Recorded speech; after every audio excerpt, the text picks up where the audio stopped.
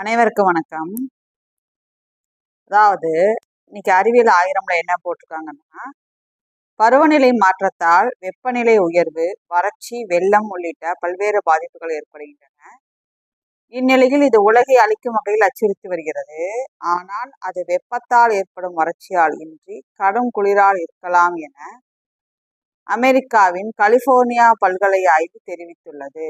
பூமியில் carbon di oxide வெளியீடு தொடர்ந்து அதிகரித்து அதன் காரணமாக அதிக அளவில் வெப்பநிலை உயர்வை அடைந்தால் ஒரு பனி யுகத்திற்குள் நுழையலாம் என விஞ்ஞானிகள் எச்சரித்துள்ளனர். அடுத்தது தகவல் சுரங்கம்ல பார்த்தீங்கன்னா, பூமி சுழற்சி தினம், அதாவது சூரியன் தினமும் சுற்றுகிறது. பூமி தன் சுற்றுவட்ட பாதையில் சூரியனை ஒரு முறை சுற்றி வர 365 நாட்கள் ஆகின்றன. தன்னைத்தானே ஒரு முறை சுற்றுவதற்கு 24 மணி நேரம் ஆகிறது.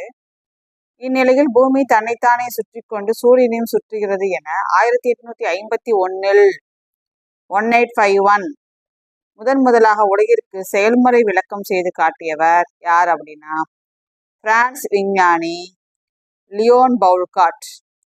இவரது சாதனையை அங்கீகரிக்கும் விதமாக ஜனவரி 8 பூமி சுழற்சி தினம் கடைபிடிக்கப்படுகிறது. இவர் ஒளியின் வேகத்தையும் கண்டறிந்தார். ஸோ ஜனவரி 8 பூமி சுழற்சி தினம். அந்த விஞ்ஞானி யாருன்னா, பிரான்ஸ் நாட்டு விஞ்ஞானி லியோன் பவுல்காட். இவர் தான் ஒளியின் வேகத்தையும் கண்டறிந்தார். அடுத்தது இன்னைக்கு முக்கியமான கிண்ண சாதனை நியூஸ் என்னன்னா, பெங்களூரு விஜயவாடா இடையே மேற்கொள்ளப்படும் NH544G வழித்தடத்தில் 24 மணி நேரத்தில் 29 கிலோமீட்டர் சாலை அமைத்ததன் வாயிலாக தேசிய நெடுஞ்சாலை கட்டுமானத்தில் கின்னஸ் உலக சாதனை படைத்துள்ளது. அதாவது அந்த வழித்தடம் என்ன பேருனா NH544G. 24 ஹவர்ஸ்ல 29 கிலோமீட்டருக்கு சாலை போட்டிருக்காங்க. இது கின்னஸ் உலக சாதனை. இந்த நெடுஞ்சாலை பார்த்தீங்கன்னா எங்க போட்டிருக்காங்கன்னா, ஆந்திராவின் விஜயவாடா மற்றும் கர்நாடகாவின் பெங்களூரு இடையே கடப்பா வழியாக அதிவேக விரைவு 6 வழி சாலை அமைக்கப்பட்டுள்ளது. இது மொத்தம் 624 கிலோமீட்டர்.